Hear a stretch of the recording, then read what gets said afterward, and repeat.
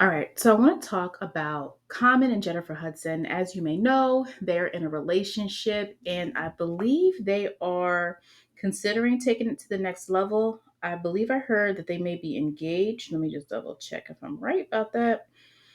Or he said he wants to marry her at some point. Yes, it says that, yep, they're engaged. Okay. Yep. He's 52, she's 43. What I like about this couple is I love a Pisces Virgo couple. I love it. I think it can work. Okay. Now, do they sometimes have difficulties in terms of understanding the way the other chooses to handle situations? Yes, but at the end of the day, I do think that Virgo and Pisces are energy where like they can do some healing together. Okay.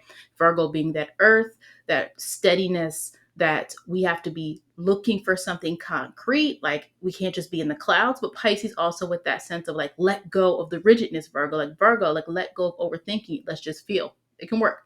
Now, what was interesting is that for Common, we kind of do have a birth time. I went to Astro Data Bank, which we know is a reputable site, and they had a time that somebody had rectified. So we are still going to jump into this, understanding that this may not be his exact birth time, but somebody already did the work. And so we are, going to use that when we have the opportunity to. Jennifer Hudson, we do not have a time for. Now, why I'm talking about this couple is because people consistently talk about Common and his inability to commit and all the different relationships he's been in. He's been with, here's some names. Back in Serena Williams, that was a long time ago before she was obviously married. Taraji P. Henson, Angela Rye. I think I'm missing someone, Erica Badu, famously that relationship. And I think I'm missing some other women in there. But so he has had this, Tiffany Haddish, this reputation of like things, fizzling out or him not being able to commit. He stays in these relationships. But what I think is actually happening with Common, especially if we look here, it's like this inner wheel is him. He's a Venus and Taurus, seventh degree. I do degrees over here, and that is a Libra degree. And if he has Venus in that seventh house, it's rulership. So that is why you'll see him always in a relationship of some sort. And what's interesting about it is you typically think of Venus and Taurus as, well, isn't this a sign that likes to commit long term? I would say yes, typically, but also he is a Pisces, and Pisces is not going to stay anywhere if they don't feel it aligns. And so, though he may enjoy relationships with these women, if it doesn't feel right or there's anything about it that doesn't fit this ideal of what he believes it could be, he is likely to kind of jump ship or leave the relationship. But what is also interesting here is that, but I do think that in a relationship, he likely is probably committed. So it doesn't seem like he's a philander, that's the word, in relationships. It seems like when he's done, he's done, right? And it takes him a long time sometimes to probably process what it is, because there is this kind of idealism that you see Pisces can jump into things and say, I want this, especially if this is his chart and he has the sun in fifth house and moon in fifth house in Pisces. Fifth house, among many things, is considered to be a house that deals with dating. Remember, it is not the house of commitment. Even if we look at the house of commitment, okay, yes, he has Taurus in the cusp of the seventh house. This is prioritizing relationships. So, regardless of if he's in a long term relationship or in a new relationship, relationships are going to be a theme in his life. I did read an interview where he did say, I believe it was Good Morning America, where he did say, like, he does want to get married one day. And to some people, it's like he's dated all these beautiful women that are famous. Like, what's the thing? And I'll talk about Jennifer in a minute, but I did want to talk about his chart in particular because I do think it's interesting that, he has placements that can show potential for commitment, but then we also see the fact that his moon is squaring Saturn. Okay, that moon squaring Saturn can be disconnect, committing to things long term. It is this Pisces kind of excitement in the fifth house. Pisces gets excited in the fifth house about things that are beautiful, enchanting, the possibilities, but it is in a house that is fun. So, right, he has the sun and moon in a house that is considered to be fun, the things that are lighthearted. And so there sometimes can be, he gets into relationships and he likes them, but he didn't intend for it to go that far. Now he has to figure out how to get out of it if it's not really what he wants. Okay. I'm not going to go over every single thing in this chart, but I did think that was pretty interesting. He has Saturn and Gemini in the eighth house. That can lead to restriction in terms of joining assets with someone else, because we do know Saturn can deal with restrictions. Saturn and Gemini, I mean, it's a good placement for someone being good at words. I'm pretty sure when he says something, he means it, or he comes off like he means it. I'm pretty sure he has a pretty confident way in how he approaches conversation. He even has Mercury and Aries, right? So there's a confidence there. There is his partners probably believe what he says. He's good at, talking the talk. He is good at even showing that romantic side, probably with this Venus energy in the seventh house and that Pisces energy in his fifth house. I wouldn't be surprised. I also thought it was interesting. Sometimes you do see people with Pisces placement that have dealt with some level of, and I don't want to say this is all Pisces, so please, don't take offense, of cruelty or abuse or some level of sensitivity to something that's happened in childhood. Even with him having these placements in the fifth house does represent, usually typically children we have, but also we can see elements of like our inner child and things like that. But even with that being there, the sun in 23 degree Pisces, I did read something where I think his father at some point had dealt with addiction issues. His father, I read, he was he played for the ABA and then he became a youth counselor, but at some point he might have had some addiction issues. And it's interesting because, as I've said before on my other channel, your sun and your moon represent your parents. Okay. And your sun sign does not mean your father was a Pisces, right? For instance, for him, it doesn't mean his father was a Pisces, but it means some element of the Pisces archetype may be seen in that. And we know Pisces energy can be associated with escapism. It can be associated with that. Escapism then can lead to what? Like substance abuse and things like that. And I'm no way, shape, or form saying all Pisces indulge in that. I'm saying that it's the potential there. Just like, if we look at certain elements, we'll see. Even when we look at this moon, it looks kind of hard on this screen, but this is the fifth degree. And it was interesting. His mom worked in schools. And so I think she was a principal, and there's a fifth degree there. And we know the fifth degree deals with children. So we're going to jump into him and Jennifer's synastry. Again, I do not have her birth time. Now, first thing that stands out to me is these moons. People are trying to figure out, well, is she really the one? Because Common doesn't commit. He has these relationships and then they fizzle out. We also are more privy to his dating life because he's famous, right? I'm sure we all know somebody that's also had many relationships. But again, people are used to people being on a certain timeline in relationships, and sometimes they struggle to understand when someone does not have that same, that same mindset about it.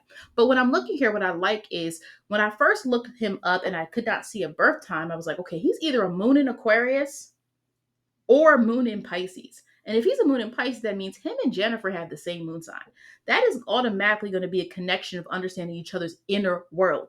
It is a lot you can be attracted to someone. You can like the job they have. You can like what status and prestige they may, enjoy.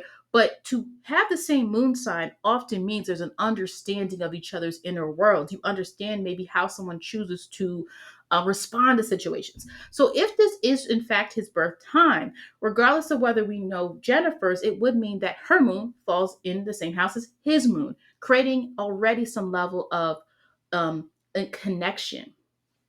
What also stood out to me is his Juno. His Juno is in Libra. Well, that would mean that it is actually conjunct her Jupiter, right? It is also conjunct her Mercury, right? And so when we look here, it's like Juno, the marriage asteroid. I call it the significant partner asteroid. Not everyone is going to be in a relationship that's marriage material, but most people have a significant relationship they've encountered in their lifetime. But look here, it's in retrograde. And so Juno in retrograde, in its conjunct Uranus. So that change in relationship status, changing relationships, trying to find the right one. A lot of people are like, is he ever going to be satisfied and find the one? Now, I do think there is some promising energy here with her Jupiter. We know Jupiter can represent the spouse, especially we're talking about like a woman's chart. Jupiter conjunct his Juno. Okay, could represent there is something connecting the two in terms of some type of long-term situation, long-term romance relationship that could lead to something that is more unifying. Okay, and so even when we look here, there's a lot of there's energy that is connecting with through his few Libra placements, but also she is a super Libra stellium, which I think is really about her ability to relate to people. She has a talk show now. We know she was, most known for her singing, but she's a talk show, and people really like that about her. People really like how she engages with her guests. I always say Jupiter and Libra people, like, there's luck there. Jupiter, we know, rules Sag, traditionally it ruled Pisces. Jupiter is exalted in Cancer, but I've seen people in Jupiter and Libra, they get ahead by their associations. People who like them look out for them and want them to grow. That's a benefit that they often enjoy. And so I wouldn't be surprised if this her show was is because of someone she knew, or because someone was looking out for her. But she's Venus and Libra, so there's also this kind of desire to have a relationship that is unifying. But also, we're talking about marriage here. Remember, she was with David Otunga for a decade or so, and they were engaged, but they never got married. So while we're talking about Common and, oh, can Common commit and all this, Jennifer does not. Jennifer was in a committed relationship, but she did not get married either. So I do want to also put that out there, that is also something just to keep in mind when we are judging relationships. Sometimes it's not, oh, this guy won't marry this woman or whatever. It could sometimes be she may have some type of like reservation there as well. Okay. Sometimes people may feel engagement makes their relationship a little bit more, valid, instead of saying someone's their boyfriend or girlfriend, especially once you get to a certain age. What also stands out to me about this, the chart and the synastry and all those different things, her Juno is in Scorpio. We see in the seventh degree. Okay, so it's again the seventh degree. That's partnership. So I think with Jennifer, regardless of what happens with her in Common, I do think she will be in another relationship again. There's some people and they can go a long time without being in a committed relationship. But for her, there is like, she enjoys partnership. And I bet you with her, and again, this is for educational entertainment purposes when I do these type of videos and not know these people personally. But I bet for her and David Otunga, they were together for a while, but never got engaged. But I bet that it had been kind of over for a while, but she still enjoyed like being with someone. And that is a very Libra-like thing, especially someone like, right? And I bet you there was a lot of money tied together. I bet you there was a lot of things that they had tied up, because Libra does like to join things like, hey, joining assets or joining, something where they are tying things together. So I'm pretty sure that's probably, based off these placements, something that could have occurred. The fact that what's also interesting is her and Common both have Venus placements in rulership, Venus in Taurus, Venus in Libra. Her Juno in Scorpio, it does mean she needs a partner who is able to reach emotional depth. She likely requires or needs a partner who's able to give her a certain level of emotional security. She has a very light energy about her. She has a very open energy about her. She has Mars and Leo, which also probably speaks to her the entertainment piece. Just around like how she is meant to also be famous. North Node and Leo. I'm not saying everybody with North Node Leo is going to be famous, but capitalizing on your talents is something that a person with North Node in Leo should do. She became famous relatively early on, in terms of her career. And her age is what I mean. So Juno in Scorpio, if he is a Scorpio ascendant, that would mean that they're conjunct, and that would represent another key point of their relationship and why they have some type of bond towards each other and why this could potentially work. She also has her sun at the 19th degree, which is the later Libra degree. So again, all this Libra energy in Jennifer's chart, she does benefit from being around people, being in partnerships, business partnerships, or being in relationships, or being like partnering. It doesn't always have to be romantic, but she is a person where people and her relationships and the development of those relationships are thematic in terms of how she's going to experience just different things within her life. Okay. Now, again, this is focusing on the relationship and the synastry. So there are certain placements I'm not going to be able to go over. But another thing that really stood out to me when we're talking about karmic paths, and you do not have to stay in a relationship with someone for them to be a karmic partner. You do not have to be in a relationship with someone for them to be meaningful in your journey. Look at this. So no matter what time they were born, their nodes are their nodes. The fact that they have his North Node is in Aquarius. Okay. Her South Node is in Aquarius, and they are within 4 degrees of each other, right? And so, of course, and the opposite must be true. His South Node in Leo is also conjunct her North Node in Leo. And so it can represent balancing factors. The one has the experience that the other one does not yet have, right? When you connect with someone who has the opposite South Node as you, it's almost like they can push you in the direction, you could push each other in the direction of this kind of holistic understanding of what it means to follow your journey. Because it's like he's on his way here, right? But she's already been there. If we talk about like the past life. And so sometimes people who are healthy and healed can help each other on their journey. And you can see can be Some people could consider this to be a karmic soulmate past life type of indicator. There is some connection there where y'all are here again now to figure this all out. North Node being an Aquarius, learning and understanding how to accept his individuality, learning to understand how everything's not about fame and just getting what you want, to be seen. That would have been his past life. I do think when you think of Common, he does have a unique style about him. He is an individual. In terms of his music, and as being a rapper, he never really sold out trying to make music that wasn't him. He always embraced who he was and his unique style. So I do think in that lens, there's that North Node. Now, if it's in the fourth house again, that's more about emotional experiences, like having to understand how to unpack some of his emotions. I did read one interview where he talks about like some abuse he endured as a child. And so, that can be maybe a part of that kind of healing situation where he is breaking breaking that trauma, breaking anything that could be generational or things like that. But again, I don't have as much context to really make a declaration about his fourth house, and I don't want to go too much into that. But I do think that you see those things here with that North Node, that fourth house. It is about understanding who you are.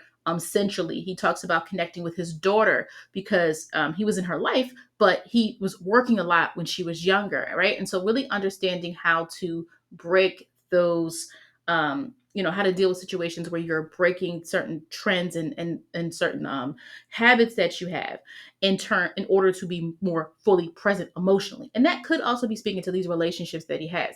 Whereas with Jennifer, we see that North Node in Leo conjunct her Mars. It is about her learning her power, her star power. It is about using what she's done, being creative in the pursuit of the things that she wants to achieve through Leo, embracing that. In the past life situation, she would have been focused a lot, of course, on the collective, on doing things for others, on having to be a part of something. And now with the North Node of Leo, it doesn't mean you can't still be a part of something, but it means there's a greater need for your soul purpose, for you to really understand and highlight your talents and allow yourself to shine. Do not dull yourself. Okay.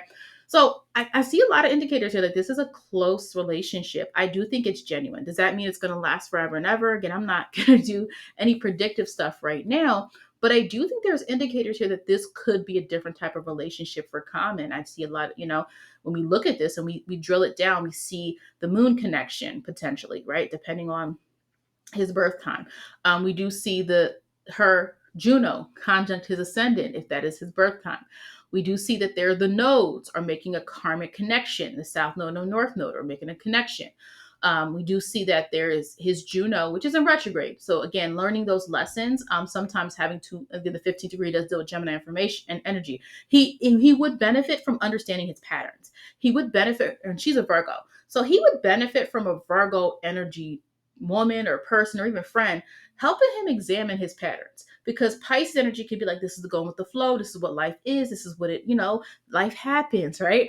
But Virgo can help you better see the trends, like, hey, you keep doing this thing, why is that? Like, what are some ways you can fix those things? And of course, him being a Pisces can help her through the Virgo lens of knowing how to let go of things that you feel you have to fix, things that you have to have planned and prescribed, and how to let go and just let things be. So again, Virgo and Pisces energy, when aligned and when the people are healthy and they are evolved, it can be a beautiful energy that comes together.